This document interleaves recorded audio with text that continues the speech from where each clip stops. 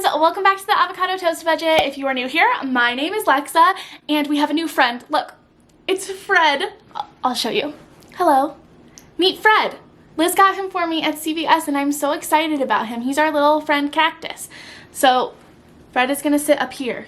I'm really dedicated to not killing Fred because the pothos up there that you can't quite see, I have killed. I hope better for you, Fred.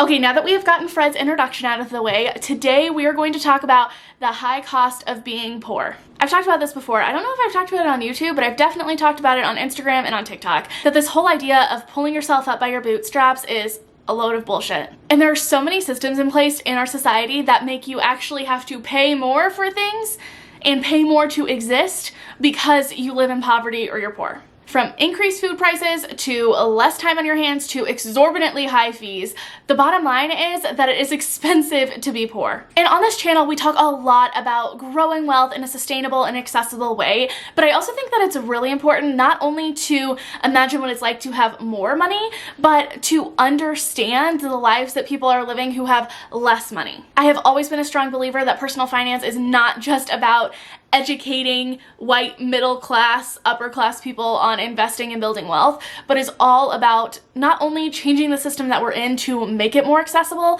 but also giving people the education that they need in order to feel more confident with their money. And a big part of that is shining light on some of these harmful and abusive systems that we have in place. And if you agree with me, I have a big goal of reaching 5,000 subscribers by the end of May. I am so excited. We're already at like 4.2, I think. I'll pop up a picture right here. So it's a big goal, but I think that we can do it. And if you want to learn more about saving, paying off debt, investing, and how to finally feel more confident with your money, make sure that you hit that subscribe button down below. Also push that bell notification, that way you never miss an upload. And let's go ahead and get into it. The first thing I want to take a look at are food deserts. Now, I actually didn't learn about these until college, and when I did, it like made so much sense, but it also made me so angry. So this is the idea that, of course, businesses are allowed to build pretty much wherever they want to and wherever they think is going to be most profitable. So oftentimes places like Whole Foods and Trader Joe's and Walmart and other grocery stores will build their stores in areas of higher income. This leads to food deserts, or areas where a lot of people are living below the poverty line that have no accessible access to a grocery store of any kind, which means that they are forced to do most of their daily grocery shopping at convenience stores and gas stations that have much higher prices. And this is where that argument that poor people need to just spend less money on the frivolous things really falls short, because everyone needs to eat.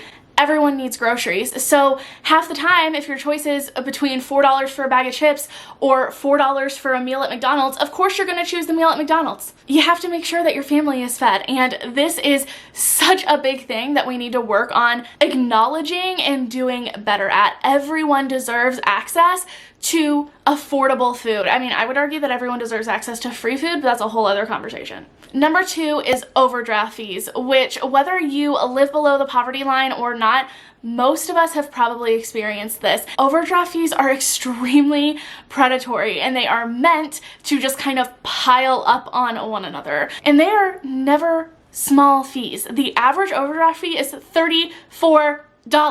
So that $5 that you spent on food because you had to overdraft because you don't have any access to affordable food just cost you $40. And on that same level of fees, I want to talk about bank fees or ATM fees. One thing that I don't think a lot of people think about, I know I didn't for the longest time, is that ATM fees are per transaction. So if you can afford to take out large sums of money, like the max $300 that they usually allow you to take out, you're only paying that transaction fee one time.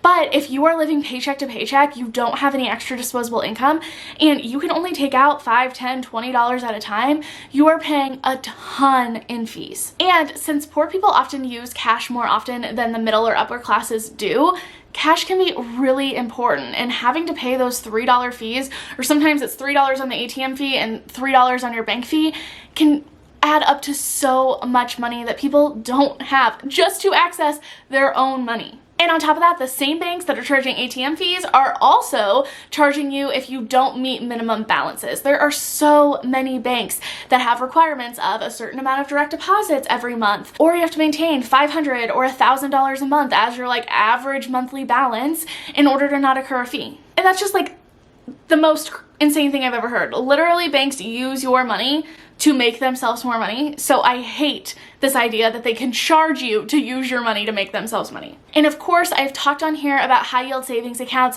If that is an option for you, I highly recommend that you check out this video. All of the high yield savings accounts that I mentioned have no minimums and no fees. But I think that it's really important that we acknowledge that an online bank is not feasible or possible for everyone. If you live in a small town, you don't have steady access to internet, you might only have one option for a bank, and that bank probably is taking advantage of that and is going to charge you a lot of fees. The fourth thing that makes being poor more expensive is that oftentimes you cannot buy in bulk. Let's be honest here, if you can buy in bulk, you can usually save a lot of money for the amount of stuff that you are getting. You pay less even though that you get more. Places like Sam's Club and Costco, it's why they are so popular. Of course, some of the things are just scams and ripoffs and they're not actually any cheaper, but a lot of those basic necessities can be a lot cheaper if you can buy them in bulk, or if you can go somewhere that allows you to buy like grains and rice and oatmeal in bulk. But that's definitely not accessible, especially for low income areas. If you are living paycheck to paycheck, buying extra of things isn't always an option. If you only have $10 or $20 to spend for the week on groceries, you definitely can't spend that whole thing on buying like one thing of bulk eggs. Therefore, you end up spending more per item. And again, these are basic human necessities that people need to survive. And because they can't afford to buy as much right off of the bat, it's costing them more.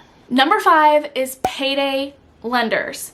The scum of all lenders. You know what I'm talking about. Those stores that for some reason are always conveniently located on the low income sides of towns or in low income areas that advertise cash now, get your paycheck early. They're so predatory. They know exactly what they're doing. Payday lenders are there for people who just need some money to get them to the next paycheck. But the reason that they do so well and they exist is because they are counting on the fact that because of all of these other things that we're talking about and the fact that existing as a human being is expensive, people aren't going to be able to pay them back. And what happens is that it just kind of ends up in this cycle that no one can get out of.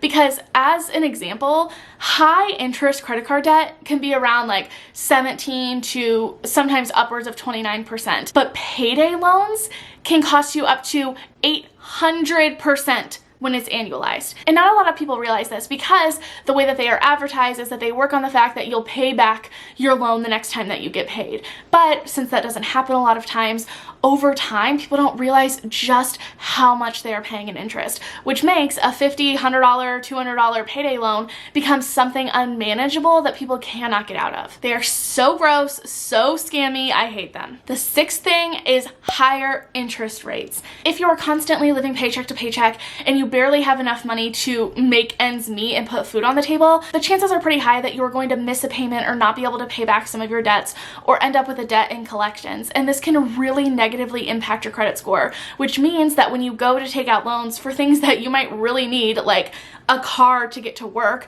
you're going to end up paying so much more than the person who was able to make ends meet and paid all of their stuff on time and has a great credit score. I talk about credit scores a lot on this channel because I do think it's important for you to understand how they work since they are an integral part of our system, but that does not mean that I support them or that I think that they're okay. They are very predatory, and the way that credit scores are set up, they end up hurting the people who they are meant to help the most. Number 7 is renting. Let's be honest here, moving to a new apartment is hella expensive. If you can't afford to pay first and last month's rent, plus the security deposit, plus the application fee, plus whatever fees they decide to pile on top of that, then you're put in a really bad situation where you might end up having to pay more or put yourself in unsafe living situations.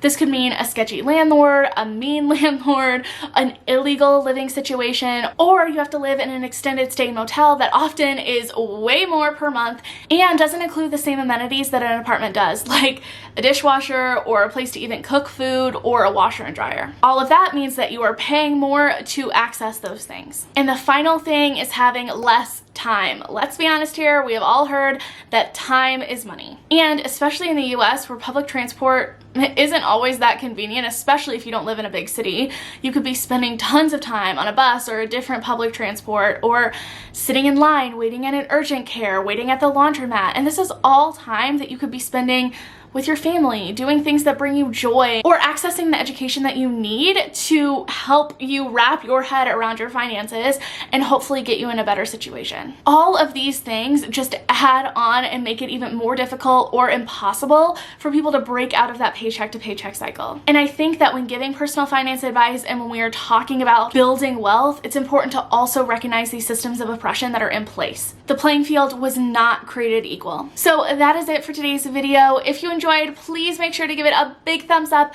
It really helps out the YouTube algorithm, helps boost this video to the top. That way more people can find this content. And I will see you all next time. Bye.